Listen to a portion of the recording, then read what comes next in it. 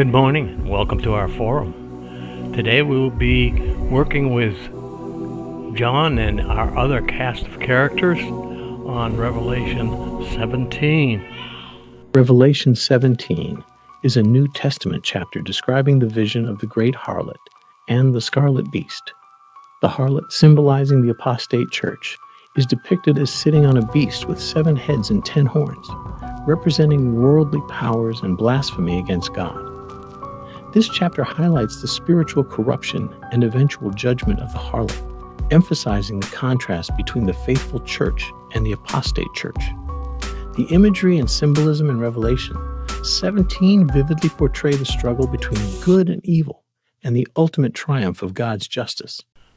Listen now as John reads Revelation 17. Thanks, John, for reading verses 1 through 3 for us. Now, how would you interpret these 3 verses? We will endeavor to answer the following 7 questions for Revelation 17. We will begin with the verses 1 through 3 and these questions. Verse 1. Who is the great harlot mentioned in Revelation 17:1? And what does she symbolize? Verse 2. What is the significance of the kings of the earth committing fornication with the harlot in Revelation 17:2? And third, how does the scarlet beast described in Revelation 17:3 relate to the harlot, and what does it represent? What's going on here? Dave, any ideas? Good morning, Bill. Thanks for this forum. I will give you my answer to your questions and also my thoughts on Revelation 17, verse 1. Revelation chapter 12, verses 1 to 6, describes a vision of a woman clothed with the sun, a red dragon, and a male child. The dragon tries to devour the child, but God takes up the child.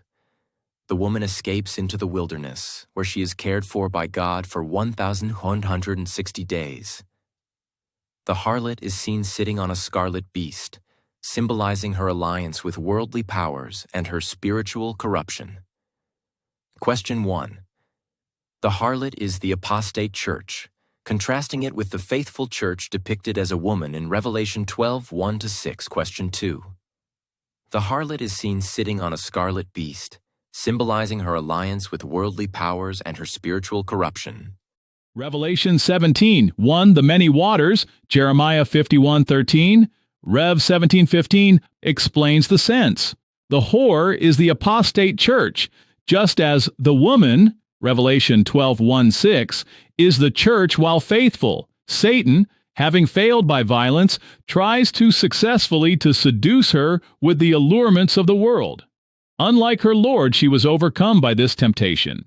Hence, she is seen sitting on the scarlet-colored beast, no longer the wife, but the harlot, no longer Jerusalem, but spiritually Sodom, Revelation 11:8.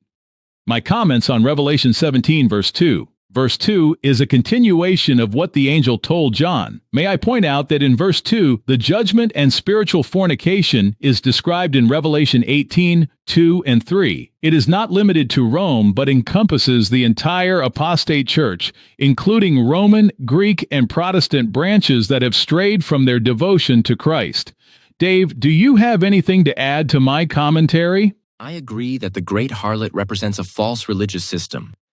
It probably will be a one-world religion that has influenced many kings and inhabitants of the earth. This system is characterized by spiritual fornication, symbolic idolatry, leading people away from the true faith. Reference to 1 Corinthians 15:1-4. The judgment of this system is assured, highlighting the ultimate failure of all false religions that oppose God.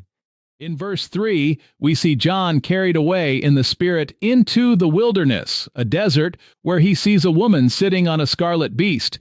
This beast was full of blasphemous names and had 7 heads and 10 horns. The woman in scarlet represents a false religious system, and the beast symbolizes satanic worldly power.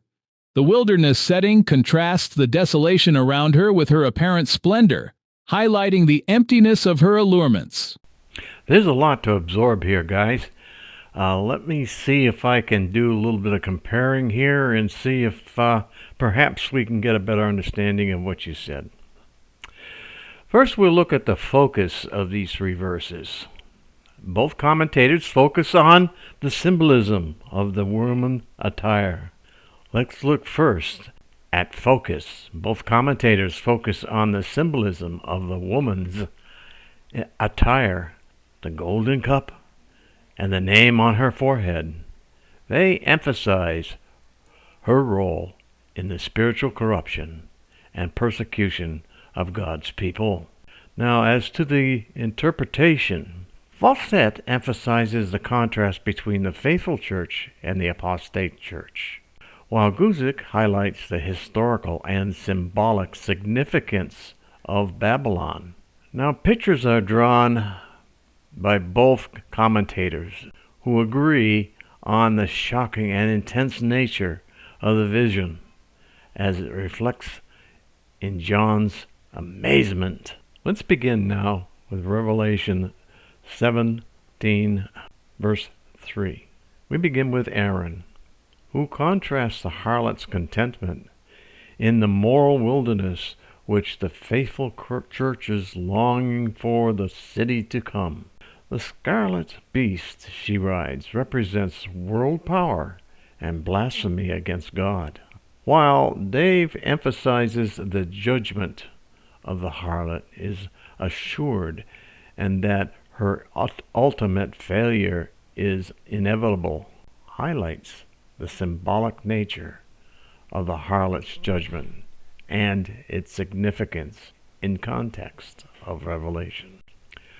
Let's move on now to the next three verses which will complete this section of Revelation 17. Verse 4. The woman was arrayed in purple, scarlet, and adorned with gold and with precious stones and pearls, having in her hand a golden cup full of abominations and filthiness of her fornication. Verse 5. And on her forehead was written, Mystery, Babylon the Great, the mother of harlots and of the abomination of the earth. Verse 6. I saw the woman drunk with the blood of the saints and with the blood of the martyrs of Jesus. And when I saw her, I marveled with great amazement. Dave, could you start off with your interpretation? I would be happy to, Bill. In verse 4, the woman's luxurious attire and the golden cup symbolize her seductive and corrupting influence. The cup, filled with abominations, represents her spiritual and moral corruption. Verse 5 continues with more detail. The name on her forehead symbolizes her identity and role in leading people away from God. The historical and symbolic significance of Babylon as a center of idolatry and opposition to God. The woman's persecution of the saints and martyrs signifies her intense hatred and violence against God's people. I also noticed John's amazement at the vision, reflecting the gravity of the situation. Aaron, can you give us your insight? Dave, I agree with your interpretation, but I would like to add the contrast between the faithful church and the apostate church. Also, in verse 6, the woman is described as being drunk with the blood of the saints and martyrs, highlighting her persecution of God's people. Take note of John's astonishment at the sight, reflecting the shocking nature of the vision. Thanks a lot, guys.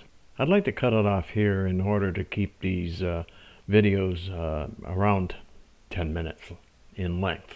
But for those who are watching this video, we would surely appreciate you showing up in person at Fellowship Bible Church, Middleburg, Florida, each Sunday at 9:30 a.m. for our forum. Hope to see you then.